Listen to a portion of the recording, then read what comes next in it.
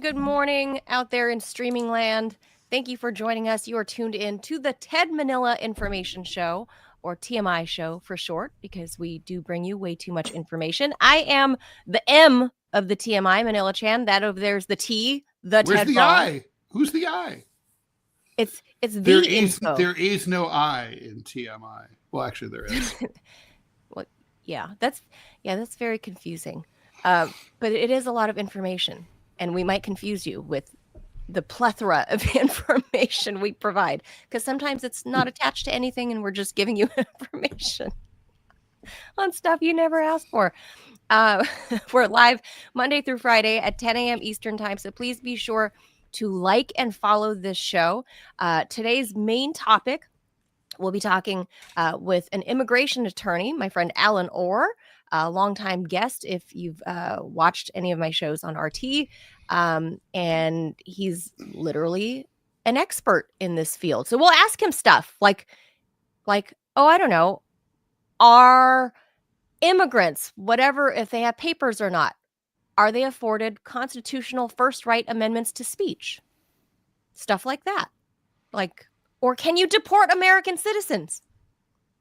Because that's a topic, Ted. That's well, that's President Trump says he wants to. Yeah. So that's literally a thing that I think we should cover with somebody that does this for a living, because Alan would know. But before we get to that, we'll do at least one story, I think, of international news that I'm personally happy about, Ted. So we'll go over to the UK, okay, and do that. I'm glad somebody somewhere, a court somewhere in the Western world, has got some marbles left. So we may be arguing. Up to it. But that's okay. Yes, that's okay though. Okay, let's get to that before the guest pops on.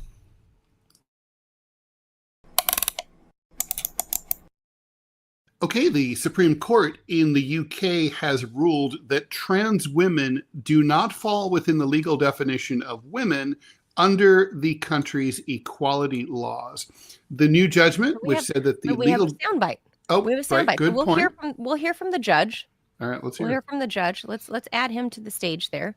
I guess I don't know how many judges. I don't know like their version of SCOTUS. I don't know how many there are, but this is the justice or judge. I don't know if they're called that over there. Ted. Where's his wig?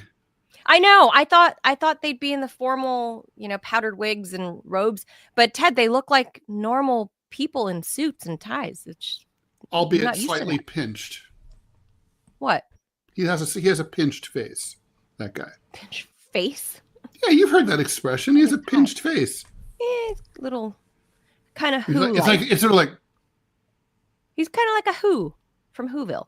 Really? I mean, yeah, maybe a little bit. All right. A little bit. It's a little on the nose. Okay. Not an ugly guy. That's what he says. Not a good looking guy. Yeah. But he looks. If I saw him dead on a subway train, I'd walk right by. Oh, Ted. I kind of do wish they were wearing powdered wigs and robes. I'm just saying. The central question on this appeal is the meaning of the terms woman and sex in the Equality Act 2010. Do those terms refer to biological women or biological sex? Or is a woman to be interpreted as extending to a trans woman with a gender recognition certificate? By that I mean a person born male who now possesses a gender recognition certificate amending her gender to female, and sex to be interpreted as including what I will refer to as certificated sex. The unanimous decision of this court is that the terms woman and sex in the Equality Act 2010 refer to a biological woman and biological sex. But we counsel against reading this judgment as a triumph of one or more groups in our society at the expense of another. It is not. As I shall explain later in this hand-down speech, the Equality Act 2010 gives transgender people protection not only against discrimination through the protected characteristic of gender reassignment, but also against direct discrimination, indirect discrimination, and harassment in substance in their acquired gender. All right. So you heard the ruling there. It was a unanimous court ruling over in the UK. I think I thought I saw, Ted, I guess there's not that many of them. So, okay, that's what their Supreme Court looks like. I'm not impressed. So if you want to finish reading, telling us, what the summary of what just happened, there's 4 judges there, I guess the panel. So if you want to finish Interestingly, yeah, this has something to do with Scotland, I guess. But anyway, which is, of course, part of the UK. The judgment, which said that the legal definition of a woman is based on biological sex, is a blow to campaigners for transgender rights. It could have far-reaching implications for how the law is applied in Britain to single-sex spaces like bathrooms, equal pay claims, and maternity policies. This follows a years-long legal battle over whether trans women can be regarded as female under the Equality Act of 2010 in the UK, which aims to prevent discrimination, and it comes amid intense and bitter public debate over the intersection of transgender rights and women's rights. Announcing the decision, well, we've already heard that, so I don't need to reread what he said. Lord Hodge, though. Lord I Hodge. love that he's called Lord Hodge. Lord Hodge, yes. So basically what this whole case comes down to is the difference between sex and gender, which I think is confusing to a lot of Americans. It hasn't, I would say the transgender rights movement, there's probably been no major equality movement that has succeeded quite as quickly. If you think about like the struggle for women's rights or racial equality or gay rights, those things took a lot longer. I mean, compared to where, basically transgender rights were nowhere 20 years ago. And now look at where we are. Women, centuries before they got the vote, right? So it's like, it's totally like in this country, right? Yeah. So, it's just basically, but this movement has not been good at explaining the difference between sex and gender, or really communicating in general to, people who are cisgendered or whatever. Most Americans are very confused by all this, and there hasn't been like the gay rights movement was far more effective at communicating to straights about who they were and what they needed and wanted from society than trans people have been at communicating to non-trans people about, these differences and so on. So I think this case, it does provide some clarity about the difference between sex and gender, but probably, an education program would be useful. Oh, well, so here's why this was a blow to the ruling party in Scotland. Is the SNP is the ruling party, and they are the biggest proponents of all of this trans ideology stuff, and they were the ones that started passing rules. And in fact, they were trying to bring charges on J.K. Rowling, the Harry Potter author, who is often described as like vehemently super feminist, to where the trans community would label her as a TERF. Yes, trans exclusionary radical feminist. Yes, TERF. I think she might be a TE, but I don't know if she's a RUF. I don't see any evidence that she's a radical feminist. But that's the point. She's definitely trans exclusionary. Exclusionary. So she's pro woman in that I might kind of fall into that space as well, is that because I don't believe biological boys should be playing girls' sports. And we know what producer Robbie thinks, because he's smiling and laughing this whole time. So I think, to me, this ruling, for me, it's really no easy answers good. Though, right? Okay, so like if you're a trans woman, for example, okay, I understand how that can creep out. Like, if a 6 foot, like if I became trans, I'm 6'2". Dude, if you put on a 225 pounds, right? And if my 6'2", 225 pound ass walks into a ladies' room, and I'm all transed out, it's still going to be with like the best boobs ever. It's still going to freak out the ladies in there. But on the other hand, I'm not going to feel safe walking into the guys' room either, all transed out. So, so that's an issue. And really, society doesn't have good answers for this. Also, if I'm that same dude, or I should say the same woman, trans woman, and I walk in and I want to compete in like women's sports, it's not fair to like I'm not going to, because I'm obviously an athletic stud. And like I'm not going to compete any with woman. You, Ted. Like if we're doing a swimming competition, I can't compete with you. No, of course not. They call me the human fish. But like, you've got webbed feet, though. That's the thing. Right. People viewers don't know. They can't. I'm the Michael Phelps of Manhattan. People don't know that because it's not true. Yeah, but Ted, you're only but the point is, no one sees that you have webbed feet. That's the point is that, like, obviously, yeah. So, gender aside. On the other hand, again, should I be with the dudes in the dudes' locker room? I would feel uncomfortable. There's no good answer here. I really don't know the answer. Well, to this judge's point, he said this is not. Their ruling was not meant to be. It's not about defining what's not protected or protected under. It's not the about defining law. gender. It's about defining sex. It's defining sex, and I think sex is it's a scientific term. And yes, will there be some downhill consequences or other things that'll be kind of tagged on to this society, based on society, and they have something to point at as precedent in the UK. But I think this is a good thing. I'm waiting to see J.K. Rowling, who's literally been at the forefront of this, because she has more money than God, right? Like she just doesn't care. She's like, bring it. I will fight you in court. Like, this is how I define a woman. This is how I define a man. We will fight on land. We will fight in the seas. She will fight. We will fight in the unisex bathroom. We will fight in the girls' locker room. She'll fight everybody. She's loaded. So, I think this was precedent setting. And I think it was about time that a Western so-called democracy finally stepped in and did something that made sense.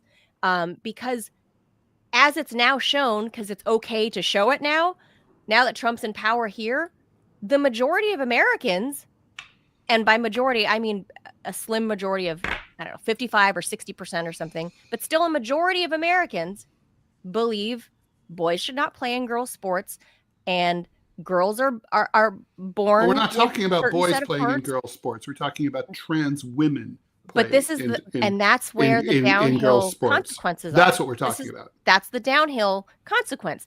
But in the UK, they are already jailing people and fining people, scooping you up out of your house because you misgendered somebody online, because you misgendered somebody on social media. They're literally scooping people up and putting them in prison for misgendering. So now I feel like this ruling will actually give precedent for those people to have, well, they don't have a constitution in the UK, but they have some laws around freedom of speech-ish, right? They're freedom of speech-ish laws. And now I feel like those people are vindicated if they want, even if they're being mean to malign and misgender people on purpose just to be mean, so what? I think this allows them the precedent for it. And I think it was about time that there was some common sense prevailing somewhere in some Western society to say, okay, if you were born with, a twig and berries, you're biologically male. That's it.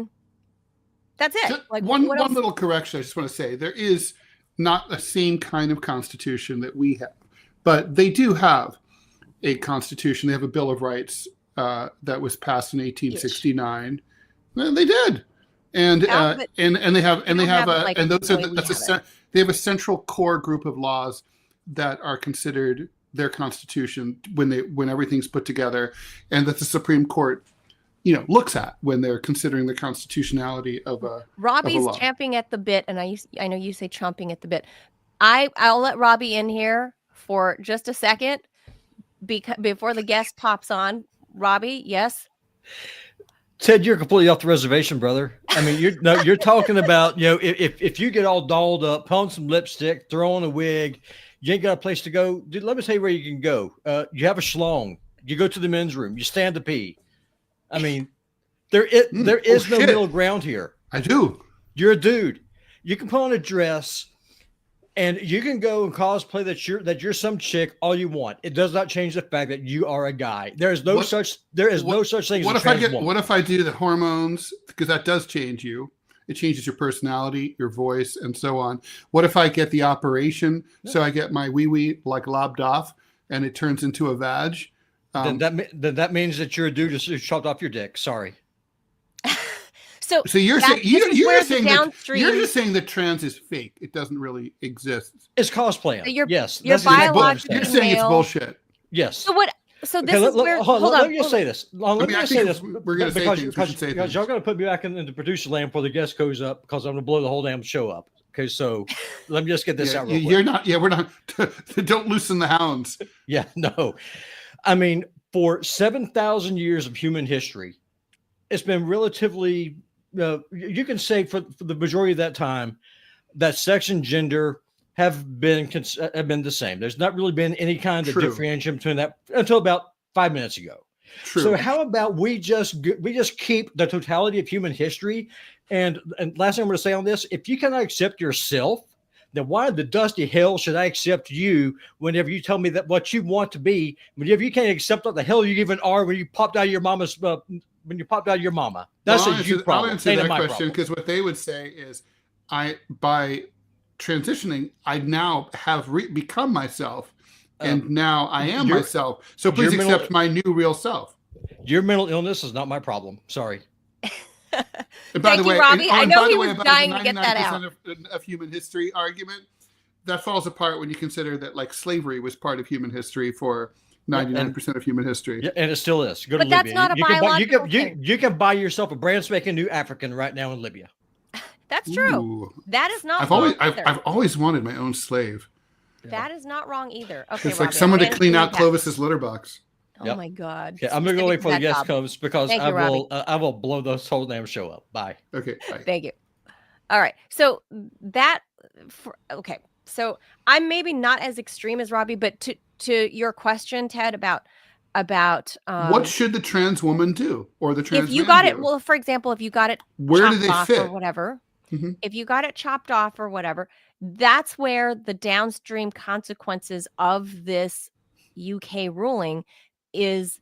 That's where the rubber meets the road, And right? everything's So let's really say downstream once you get it lobbed off. that's true. I peed on a mountain in Iceland, remember? So it's difficult. So when this happens, if a person chops off their junk, Mhm. presents as what society defines as a woman, because Mm-hmm. you know, if a woman is merely defined as having long hair and wearing lipstick, then I only have 50% of that going on, Ted. Right, sure. But now the UK court has defined biologically what it is. So, okay, fine. I can go into a woman's restroom, even though I like wearing boys' clothes. You know, I wear Vans and Chucks, and you know, so There's nothing unusual about women wearing men's clothes. I agree. So this is where it kind of gets messy, and I'd be curious to see where the UK courts go with this, especially in the way that you presented it, Ted. If a trans woman has gone through all the procedures, right? Gone through the hormone therapy, gone through the whole, you know, surgeries, bottom surgeries, top surgeries, whatever. At which point can they then go into the women's restroom in the UK? That that is a sticky wicket, and they're going to have to figure that out. But they are the first, I would say, in a Western democracy to come down with this ruling. And is that true? The U.S. Yeah, in a Western democracy, yeah. The French have it. There's been no Supreme Court ruling in France, or I don't even know if they call it a Supreme Court in France. Yeah, it is a Supreme Court in a Western. France. It is precedent setting for Western democracies. So I'm curious to see what that's going to look like across other democracies, like here in the U.S., if we still have a democracy in a few years. So we'll see. But our guest is in. I see our guest has popped We have into a quick ad to read before we bring we in do. our guest. So we do. We have an ad to read. Yeah, I'll read that as soon as Robbie puts that going to up be the you, text Ted? here. I'll read it. Yeah, I'll read it. All right. All right. In the meantime, I guess we could go. Well, yeah. Let's go ahead and introduce the guest. So we're talking about. You should do the ad read. Well, I'm waiting for the text. So. Oh, we're waiting for that. But anyway, here we go. All right, here we go. Okay. I'll read it right now. All right, here we go. Off to the races. Week coffee is for the weekend at Rumble. Week has never been part of the mission. No fillers, no fraud, and no settling for mediocrity. Just like 1775 coffee. It's single origin, small farm, hand-picked, specialty grade coffee that stands for quality, free speech, and calling out BS when it matters. Forget stale, mass-produced beans, roasted just enough to hide the flaws. Dark roast hits like a Trump tariff. Medium roast keeps it bold without the bitterness. And Vitality Mushroom Blend, real energy and lasting focus, no synthetic garbage. For F-Cup pods, whole bean, or fresh ground coffee, go to 1775coffee.com. Use code STUDIO for 15% off and start your morning with coffee that stands for something. Oh, and every dollar spent enters you to win a Cybertruck and $30,000 in cash. All right, let's move on to our guest here. Cool. Let's hit the jaws.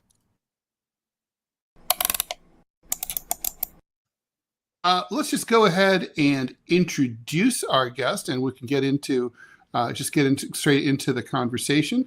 Our guest is Allen Orr. He's an immigration attorney and the vice president of the American Immigration Lawyers Association. Allen, thank you so much for joining us here on the TMI show. Thank you for having me. So it's been a little while since we talked. I forget what the press was, but I am now a former president. I've graduated from being vice president to president, and now I'm a former president. So no big deal, no striking problem. But yeah, thank you. So yeah, that time, that time on the court is over. I get to sit in the executive committee now and sort of reign supreme. Nice. Oh, congratulations. So that shows your bona fides on this topic, I would say. I mean, for the whole, immigration attorneys association. So I'm sure you've been on top of all of this, Allen. And by the way, I miss talking to you. I haven't seen you in a long time. I'm so grateful for you to join us. No problem. There are so many cases to get to. I'm sure that you are swamped right now.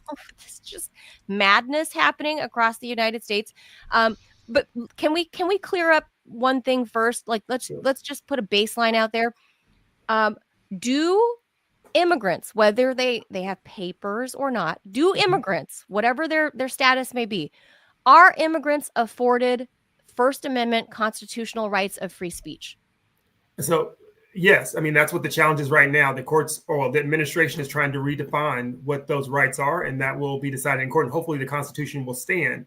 I think one of the issues, to sort of sum this up in a greater way, is that we have these three different branches of government, and Congress makes the laws, the executive branch enforces the laws, and then we have the judicial branch that decides if it is constitutional or not. This executive branch is under the belief that their election gives them the power to change the Constitution, which it does not, right? It gives them the power to enact their policies, but they don't get to rewrite the Constitution. No person elected in this country gets to rewrite the Constitution unless they go through the process of rewriting the Constitution and taking away those rights. And that's the challenge. And the challenge with that is this administration feels they have a mandate to do things, but they don't want to follow the Constitution. Substantively, meaning someone's First Amendment right, or procedurally, meaning just due process. I think deportations have happened in this country, whether you be Republican or Democrat, for a long time. The issue is, what safeguards do we have in place to ensure that someone's not inappropriately removed? In the past, the posture of this country has always been, it's better to have someone here that should have been removed, but we follow the right procedure, than to remove someone who should not have been removed because we didn't follow the right procedure. And that's where we are today. That's exactly where we are today, with specifically in reference to Abrego Garcia, who, as it turns out, is not a member, or at least there's not enough evidence to say that he is actually a member of MS-13, which I think the Trump administration declared a terrorist organization. And on those grounds, scooped up all of these people and sent them to without due process. Without due process. That's the thing. Is the New York Times did a dig into Dive, probably something the administration should have done, and they found that probably only about 30 of them may have had gang affiliations at all, out of 238. That's pretty piss poor. But even I think it's also important to note that even if you're covered with MS-13 tattoos and you look scary as shit, you still have constitutional rights, and you're still entitled to due process. And we can't start judging people by their tattoos and their there should be a process. That's right. Or their past, right? Or outsourcing them to a third country to warehouse them. What do you make of the case of Kilmar Albrego Garcia? Obviously the administration up until Tuesday admitted freely that he was mistakenly, as a result of an administrative error, as they put it, deported to the Supermax private prison there in El Salvador. So he shouldn't be there. We all agree on this, right? Okay, the U.S. Supreme Court has said bring him back. I mean, okay, I'm simplifying, but they basically said the spirit is we want him back. They're dragging their feet. They clearly don't want him back. They're screwing around. At press conferences with the president of El Salvador, they're cracking jokes about it. They're being too cute by half. What is this really about? Why don't they want to bring him back? Are they trying to establish the precedent that we don't have to follow the courts? Is that what this is about? It's a power, it's a flex, or is it, or are they actually, or is the guy dead, or are they worried about something? I mean, there's obviously a hidden agenda here. What is it? So legally, let's start with the first legal agenda from immigration attorneys. If they bring him back, then they can bring others back. That's number one. And it sets the precedence for all the other people who were removed without precedence to sort of bring them back. Number two, with the Supreme Court right now, they're trying to dance around the lines a little bit, right? Because we don't need that constitutional crisis this early in this administration when they have so many other things they want to accomplish. But what they've just sort of done is they've upended the use of the Aliens Removal Act, right? Because it proves that there's detrimental harm if you remove someone without having due process. So now you're not going to be able to use that anymore to sort of do the summation of these moves. Although we saw 10 people who were removed last weekend. Apparently one of them was a teenager who was not a member of a gang again. But the courts are not going to weigh highly on that. In addition to that, the courts, unlike Congress, many of them who are elected or not elected, installed for life, don't have the same concerns that congressional people have with regards to the power of the current president to them remain in office or how they viewed within the party. We have seen Pew Research say We don't have a problem, and I don't either have a problem with removing people from the United States as long as you follow due process. Mm-hmm. What this president and what this administration is trying to do right now is say they're so strong that we can take over Canada and Greenland without any relationship with them, but we can't bring one person back from El Salvador when we paid them $6 million. They're under contract from us, and we have a friendly relationship where we can come in the White House and touch toes, and he's not even in a suit, right? So that doesn't sort of balance out to what he's trying to say and trying to move forward. The other reason that they don't want to bring him back is because he is a talking liability in so many ways. There are a ton of civil suits that should be filed against all these people saying he's a member of a gang that's not a gang, these public policy sort of civil reactions that I'm sure his wife's going to look at some point. But if he comes back, he's someone who can say, this is what's happening over there. And around the world, there's already been a lot of talks about human rights violations, food, housing, just general health care. And so that's another concern they have, is that, as in all cases, we say in these criminal cases, someone who is silenced cannot tell you the story of what is really happening. Well, let me steal from Pirates of the Caribbean, right? Dead men tell no tales. Yes. So that's probably the easiest way to go. Now, Ted and I had been speculating that this guy, Stephen Miller, right?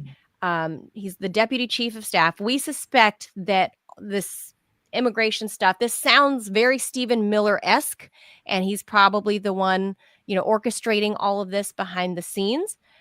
So he's talking to the press here yesterday outside of the White House, or 2 days ago outside of the White House. And the press asked him, so, well, I'll let you hear it. But to me, it sounded like the reporters that were there are undereducated about the topic, and specifically about Kilmar Abrego Garcia's case, that they didn't know how to push back on Stephen Miller. So have a listen. My question is, how do you know that he's a member of MS-13? The White House repeatedly said, according to intelligence. According to, by the way, member of MS-13.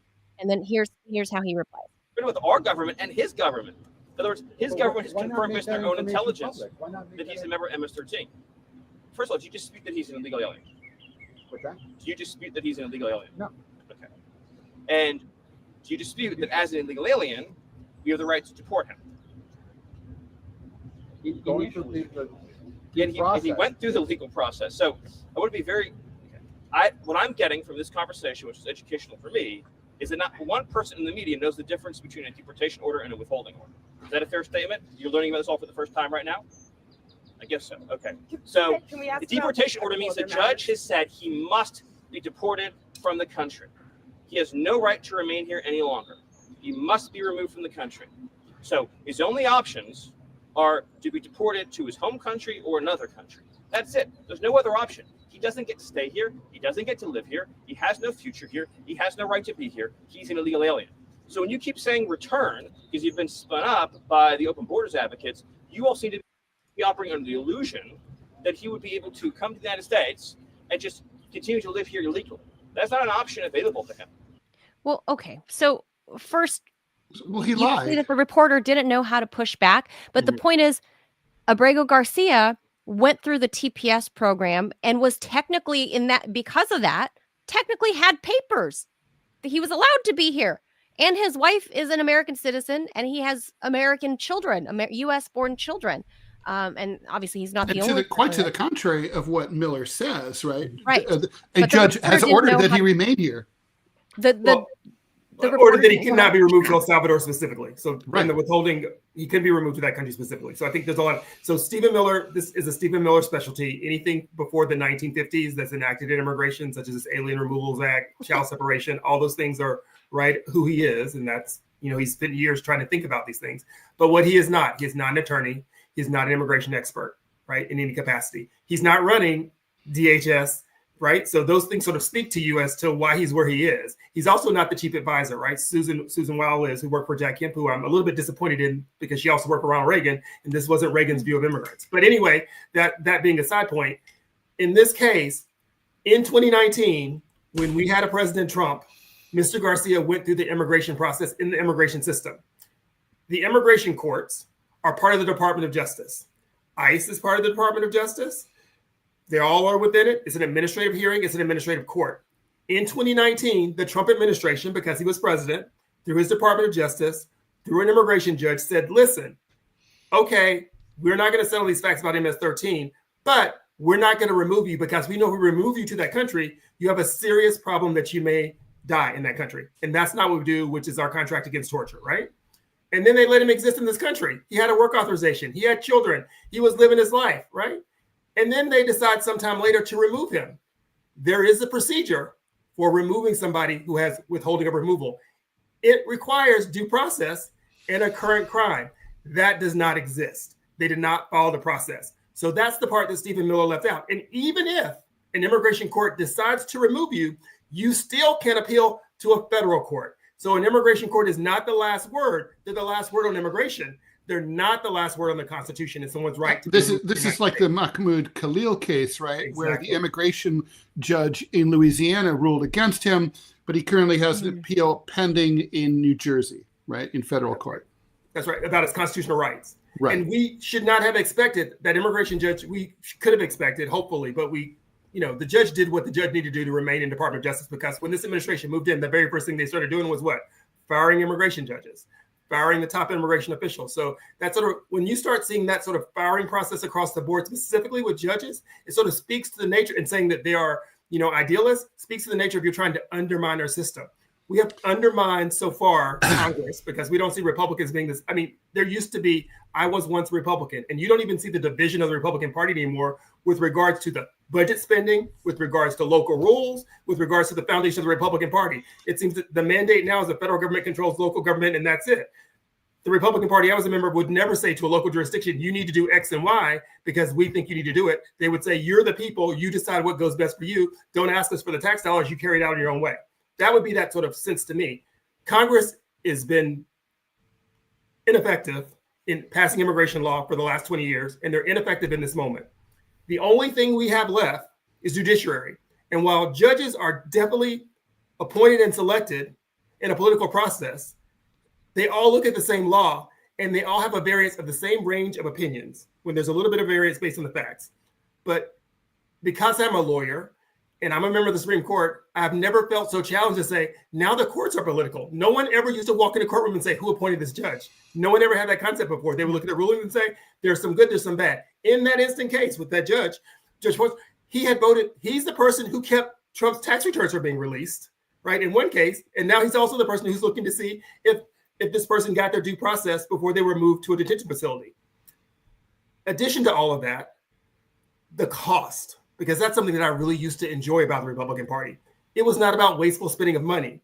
We're spending millions of dollars on a fiction, arresting people without due process, holding them and being requireable and having liability, rather than saying, okay, let's do the due process system. Let them take care of themselves. Let them feed themselves, not have the liability of their health care, not have the militarization at the southern border when you don't have anybody coming through, right? And as we saw, we had 2 people who were in an accident who passed there. And I'm not exactly sure of those facts just yet, but still, why do we have the national military at the southern border when they don't want to be there? They can't arrest anyone there, and it's costing us millions of dollars daily. About Abrego Garcia, Sure. Yesterday, I think it's fair to describe the federal judge basically reamed the Trump administration for disobeying her clear and direct order. She said that the administration hasn't done anything. They haven't requested that he be returned to the United States. They haven't done anything. Then basically they were ordered to do to facilitate, basically do what you can, right? And obviously we know that the Salvadorians would return him upon request immediately. So this is the process now looks like for the next week or two, she's going to be allowing depositions of the administration. That's going to put them on the hot seat. Then she's going to rule against them, obviously, and find them in contempt. This is going to go to the federal appellate court, which probably will agree. And this goes back to the Supremes, who kind of punted the first time around, but they can't punt the second time. They've got to rule.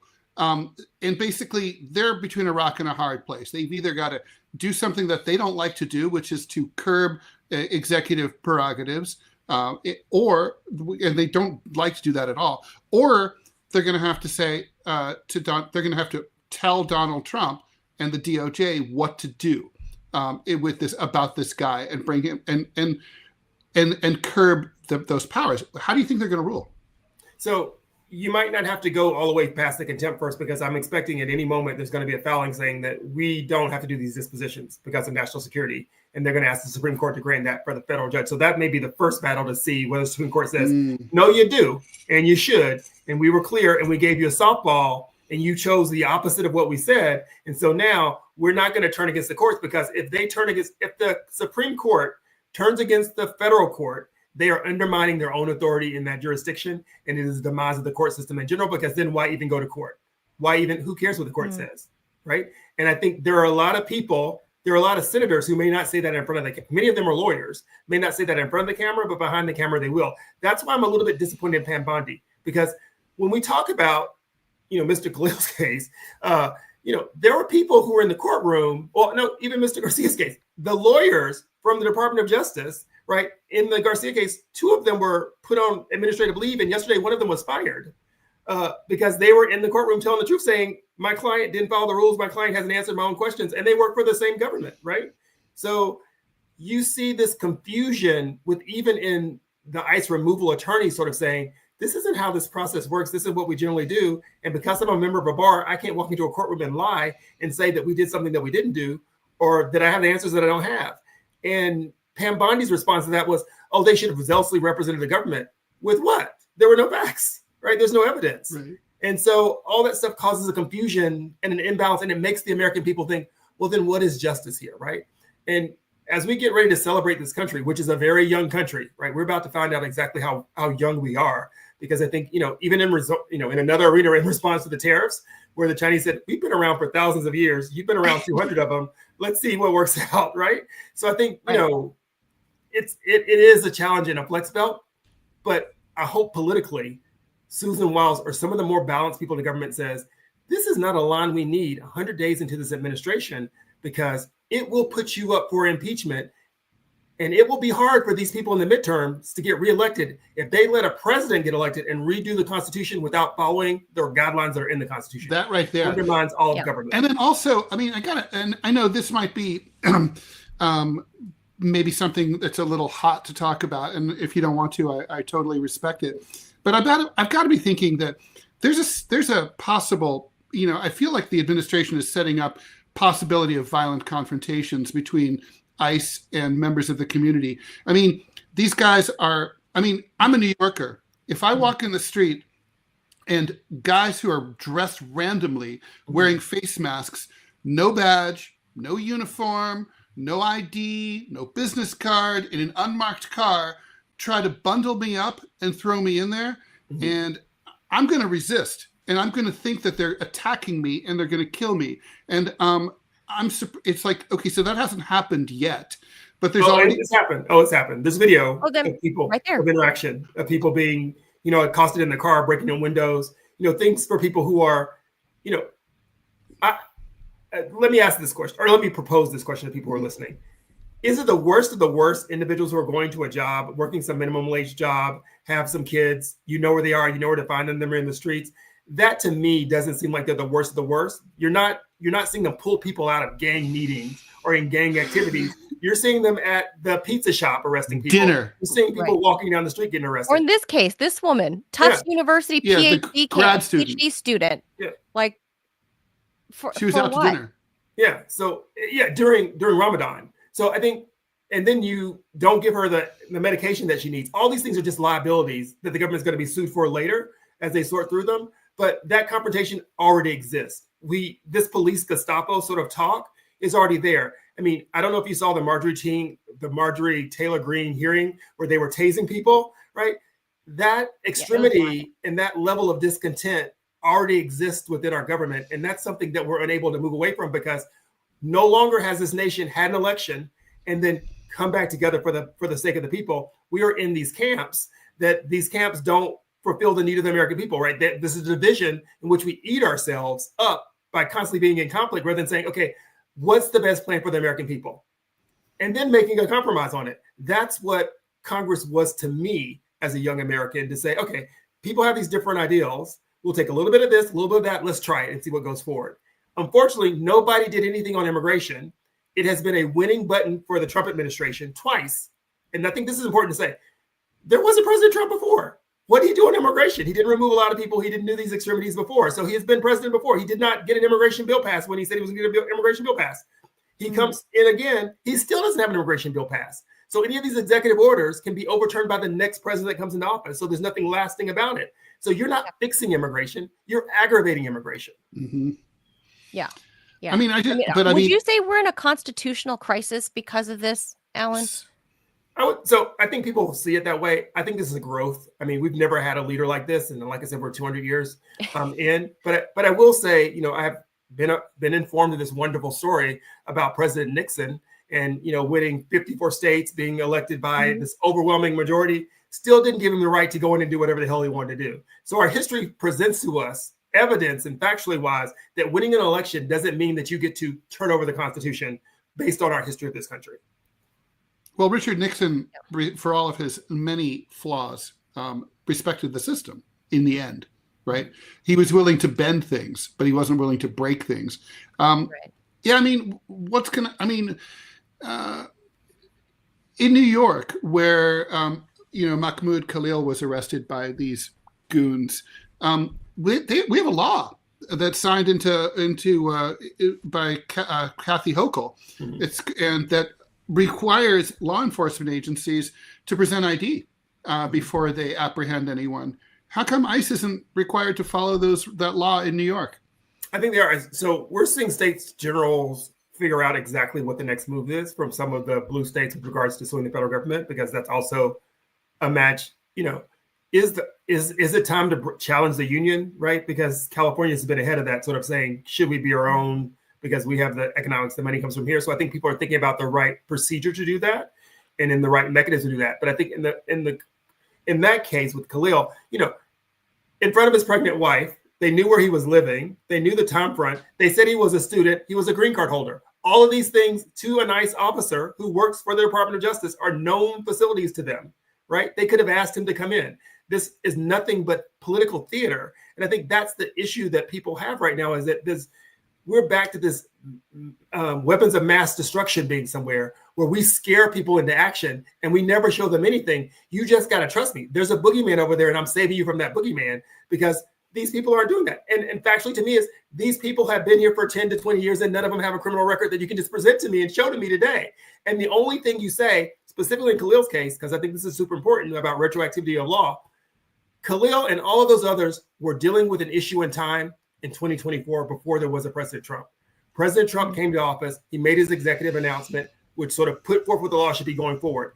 They are prosecuting, not even prosecuting, they are indicting people on things they did in the past, retroactivity of law, when it was not a problem to be in this country. And that is problematic for everyone. Because if I can come look at you and say, you know what, when you were in high school, you did this, you're guilty for this now. Right. Now's the law today, you go to jail. But what about that law that, that sort of McCarthy era law that Rubio keeps citing that basically says, the the Secretary of State can just sort of decide, like, first of all, this is the first I ever heard that the United States had a foreign policy based on fighting anti-Semitism. Have you guys ever heard of that? I never heard of that. And so it's like, on our longstanding anti-Semitism thing that we never talked about ever before. But it's basically it's a very vaguely, Mary Trump, right? Trump's niece. When she was a judge, she had ruled that she believed this law was unconstitutionally vague. That makes sense to me, right? Because one of the principles of the law is that you have to be able to understand it so that you can follow it. And if it's so vague that as to be meaningless, or, basically the Secretary of State can define it to mean, this is the foreign policy interests of the United States to be anything you want. How can anybody do anything, right? So another Stephen Miller special. I'm sure that they found this in the dark magic box and pulled it out and said, "This is what we're going to use." And what it does, it gives Congress a format to now know what they need to sort of address and say, "This isn't what the law is anymore," because there are a lot of laws on the books. People seeing me know I'm Black, but other people who may not know that I'm Black. So a lot of these challenges to birthright citizenship have really installed in a lot of people who, like myself, are Black and born here, who have concerns about when does citizenry start, this alien registration, this sort of denaturalization of defining who the citizen is, right? The SAVE Act, what documents you need to do, say the Real ID Act, which has been sort of floating around for years. All of a sudden, now you have to have a passport to get to this place or that place, and it needs to match your maiden name, and all these other sort of complexities of weaving people out of the democracy, of saying you're not really a citizen, right? It's sort of another class, like the Nisei, like the Japanese Americans in World War II. Absolutely. And that's problematic. And if people don't see it that way, that's the problem, because most of the times you don't see it that way because it does not impact you. And that's what we found from a little bit of these people. Speaking of impacting me as an as a born in Massachusetts, cisgendered white dude who went to Columbia, Trump was asked, hey, do you want to deport Americans, U.S. citizens born in the U.S. to El Salvador? He's like, yeah, we're looking into it. Is he just talking shit, or does he mean that? People want to say he's talking stuff, but I'm an immigration lawyer. There's nowhere in the Immigration Act where you can deport American citizens. So, but you can't really deport. You can't really keep a guy deported in a private prison either. But when a court told you not to, right? Is there anything that specifically says you cannot deport American citizens? So there again is the boogeyman, right? You can't make all the negatives of something. You can only say what the positives are, what exists in law. So you can't sort of have that sort of written out everywhere you can't. Oh, they didn't say I can't. Well, guess what? You can't, because you can't. It doesn't say you can either, right? So Simon says with that sort of level of law, but no, you cannot. I mean, we've had this experience. We've even talked about people at Gitmo before. So yes, we've had this conversation. It did not work out well. McCarthyism didn't work out well. After 9/11, all that stuff didn't work out well. And what really is the troubling part of it is it does not solve for the problem that you're going for. Removing individuals from this country who believe a certain way does not kill that thought or pattern. It only infuses it in other people to sort of say, okay, now we really see who the enemy is. Yeah. And we'll probably make that the last word. I want to be respectful. Can I ask you one question? My understanding is that there's a law. Like if I knew that one of my friends was being sought by ICE, was an undocumented worker, and I said, "Oh, you can hide out at my place. You can be my Anne Frank." That's illegal. I'd be breaking the law. Is that true? It is true. Right now, this last weekend, they've done some cases where they were rounding up people in Las Vegas, and they were charging people who were giving them shelter with harboring. Wow. And so, what I ask you in this moment is, well, if they're harboring, what are their employers doing? Where are those big prison cells going? When are those trucks coming around? When is the CEO? When is that manager going to jail? When is Steve Wynn? When is Steve Wynn going to get charged? When's Tyson Chicken going to go to jail? Right. And pay the money and pay them the restitution they probably deserve because they're not getting the Social Security tax. They don't get all these other things. Where's that restitution? Excellent point. Jeez, just so many moving parts. I never expected all of this to happen in fewer than 100 days. Nobody. And that's one of the great, not great, but one of the challenging moves of this Trump administration. They came in ready to move this time because they know it would be short. And I think they picked the wrong day to sort of decide, because they could have just brought Mr. Garcia back. It could have been long overdue, done, moved away. Now it's a huge media story. It's the court, and it just challenges everything else they want to do. Yesterday I said, I don't know if you know this. Yesterday is the day the Titanic hit the iceberg. And I think that's the exact same thing with the Trump movement. It just hit the iceberg, and so and the polls are sinking fast. Right, because the money isn't there. The eggs are still expensive. Gas may be 10 cents cheaper somewhere, but you don't have a job, right? All this. It's funny to me that people don't know how democracy works and how they keep saying Trump dollars, but they're really tax dollars. Trump has no money he's giving to us. These are money that are taxed for the people giving back to these areas. And so you gather all the money and you redistribute it for the good of the people by employing people. Unemploying those people also add to unemployment in all these areas. And specifically when there are places where there is only the government that we've seen in Alabama. What, you voted against your own job? Absolutely. Allen Orr, love hearing you and having your insights here. Totally. Thank you so much. We're updating this now. Allen Orr is an immigration attorney and the president of the American Immigration Lawyers. Sorry, former president. Oh, former. Oh, in that time, I already missed that time that you were former. Okay. Well, you got your promotion, and he's the once former a president, always a president. That's right. That's the case with immigration law, right?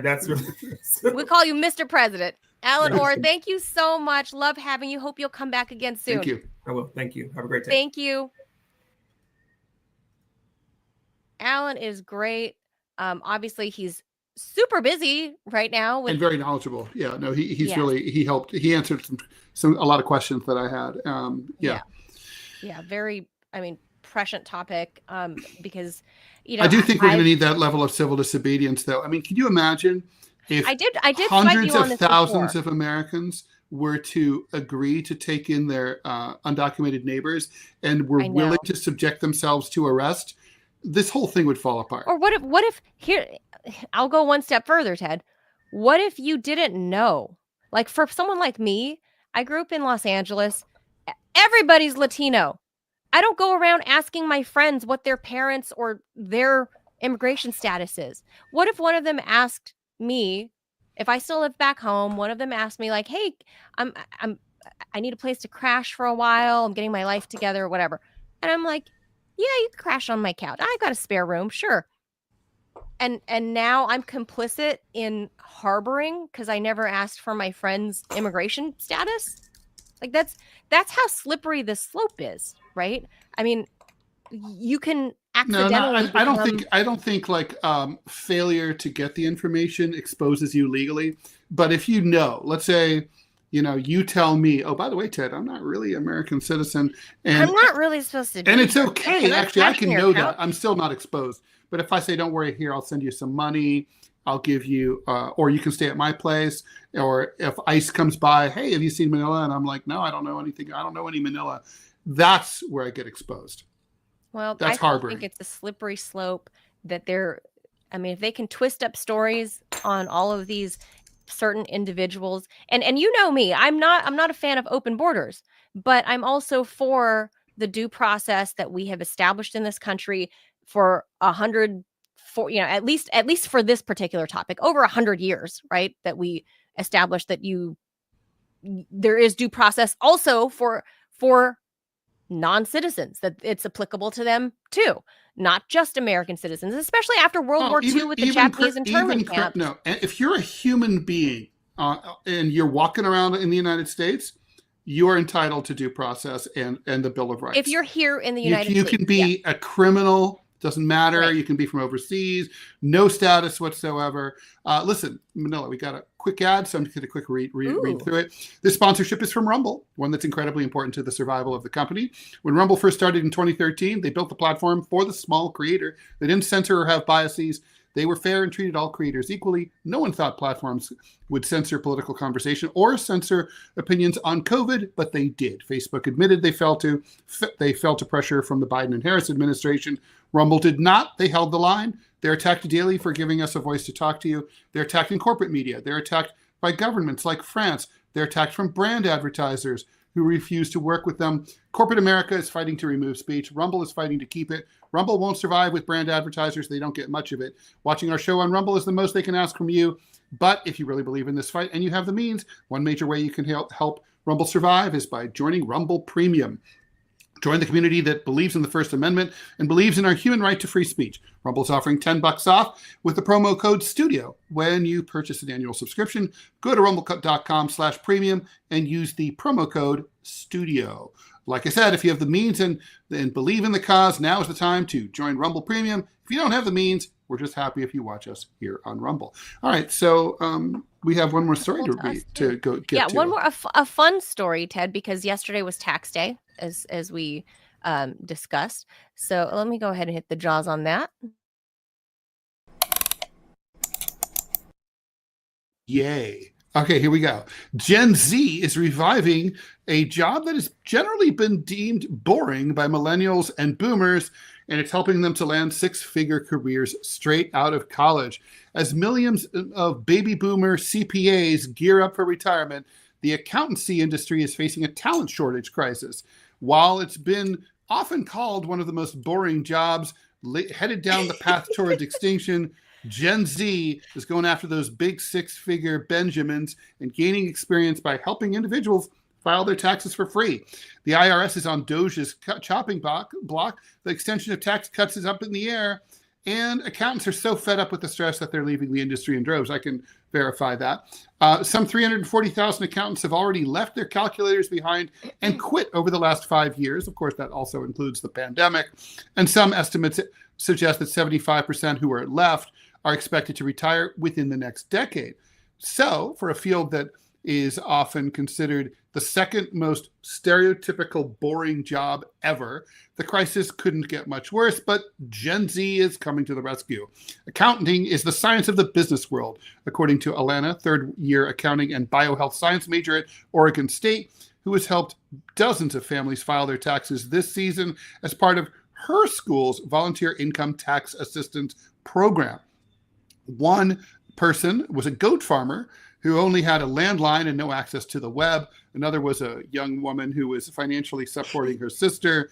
Kelly was able to help them obtain a life-changing $6,000 back in refunds. One of Kelly's peers, Tristan Klaskias, a third year. Pardon? I said not too shabby. No, not at all. A third year studying accounting and finance helped an older lady get access to her much-needed Social Security income that she otherwise couldn't figure out.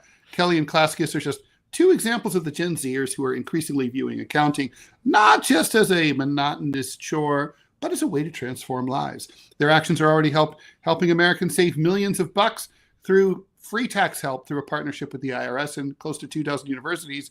So with Gen Z preferring job security over job flexibility, the shift to accounting may grow, especially with calls to decrease the barriers to becoming a certified public accountant, or a CPA, as I mentioned earlier.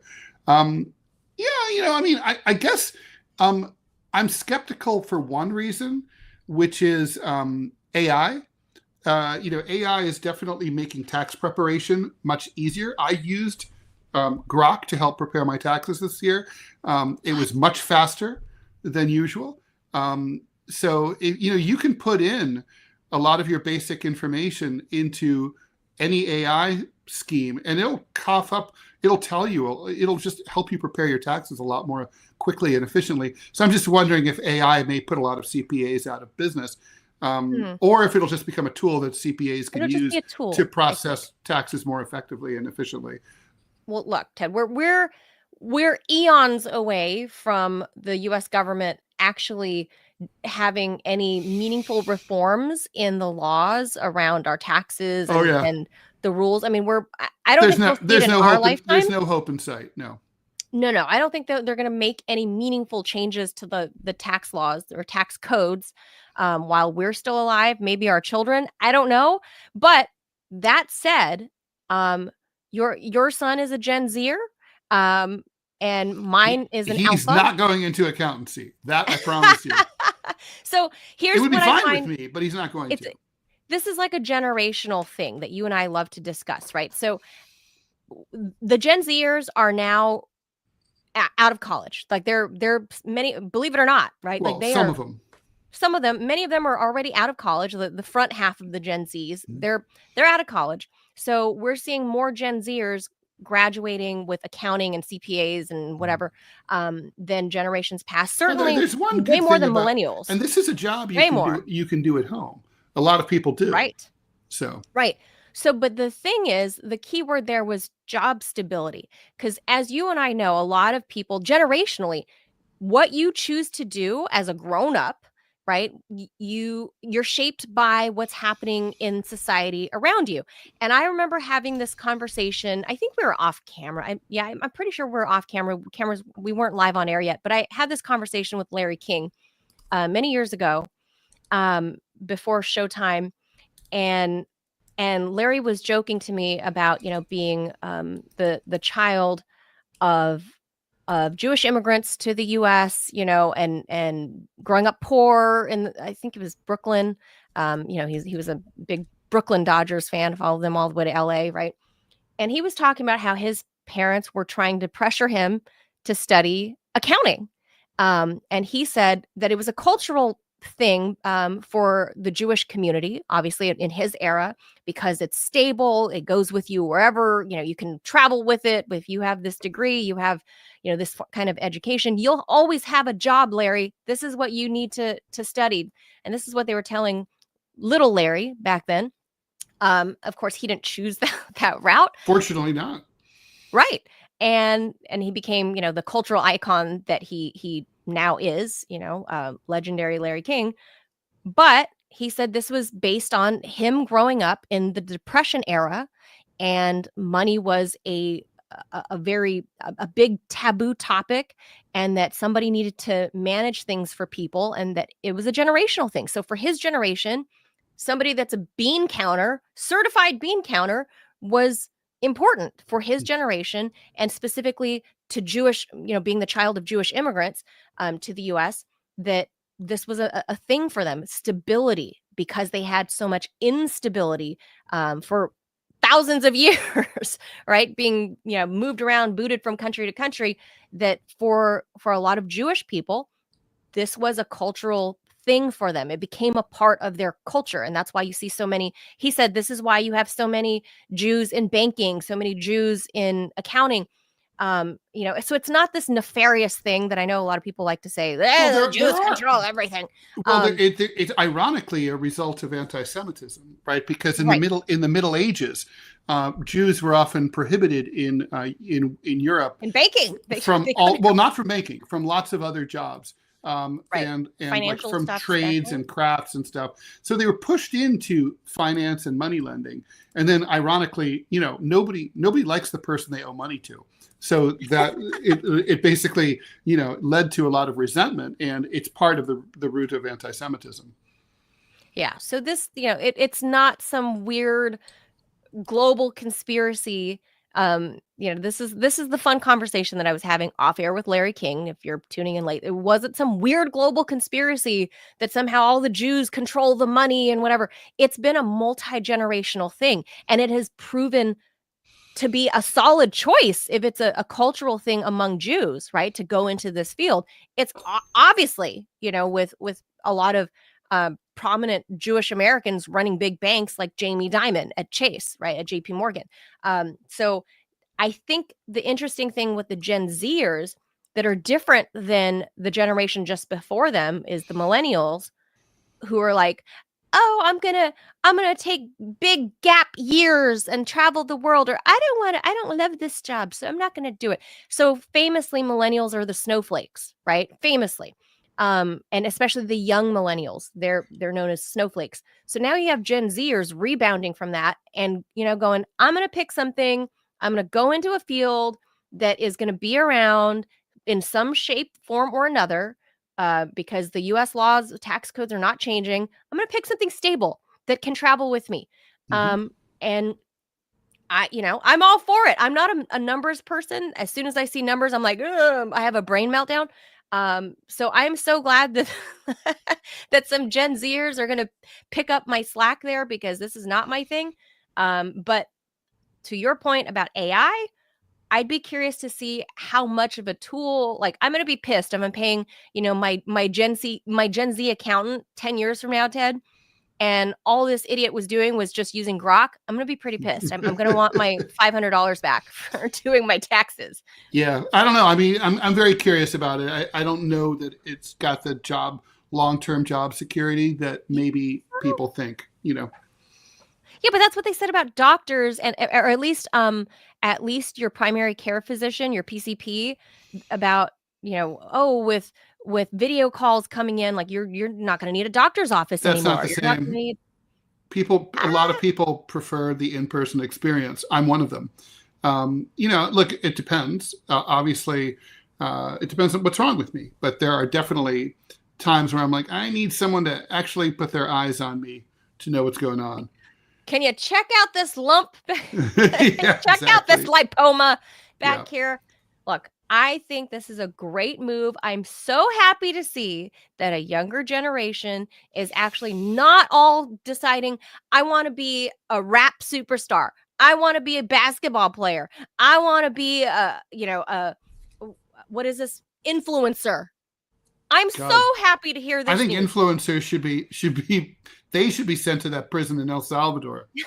Anyway, never to be seen again. Bye. Super happy. Super happy to hear this news. It's our new Guantanamo. Send influencers there, please. But I'm very happy, and I'm curious to know what my son's generation, what that's going to look like, because they are native to AI. Adrian in the chat points out something that I had kind of thought. Jamie Dimon's actually Eastern Orthodox. He's Greek. Oh, is he? Yeah. Oh, he's, okay. he's Thank not. you. He's not Jewish. Yeah. What's his? I'm blanking on his. So many big named heads of banks. Wow, Well, I am drawing blanks on Well, it. it doesn't matter. I mean, I know what you mean. It's But we you know, yeah. it is not a Jewish conspiracy. Was my point. It was like, oh, they all control all the banks. They do. Many of them are Jewish, and apparently not all of them, because Jamie Dimon is not. Right, exactly. So there you go. To my point. But There's the a lot whole of wasps. conversation. There's a lot of wasps running There banking are a too. lot of wasps. But the point of this story that makes me very happy as a mom is that hopefully, because Gen Z is the generation right before my son, because he's Gen Alpha, that he will see by example that he will choose something not like mom. Mom who's a Gen Xer, it's like, this is what I love, man. I love journalism. I love reading and writing. And well, we had that luxury. We were able to do that. Is that, well, we're shaped by our society at the time, Ted. Mm-hmm. So yeah. I wanted to do that. Mm-hmm. Yeah, and these kids. Did you see that article in the New York Times about, like, went viral about how everyone in Gen X feels like their career is over because they all went into media, magazines, and everything. And then it's like, everyone's like depressed. They're like, here we are in our 50s and we're fucked. Yeah, but Gen X is known for being depressed. That is our era. Well, we have reason to be depressed. We're always treated like shit. That's our era. And then the millennials are the ones that are like, I'm going to pursue my passion. I'm going to take my job and do it from Phuket, Thailand. I'm going to, like, that's what they all did, right? And now the Gen Zers are like more practical, and maybe the Gen Alphas will even be more practical on top of that. The Gen Zers and the Gen Alphas are going to have to. They're not going to be like doing accountancy. They're going to be building levees by the sea to keep the rising oceans out. Maybe, but they're all going to be wall builders, dams, walls. Southern Wall, the Great Southern Wall of America. Robbie's going to nod his head because his kids are Gen Zers. All right. So, but it's good. Practical stuff. That's music to an Asian tiger mom's ears, Ted. That's all I'll say. Music.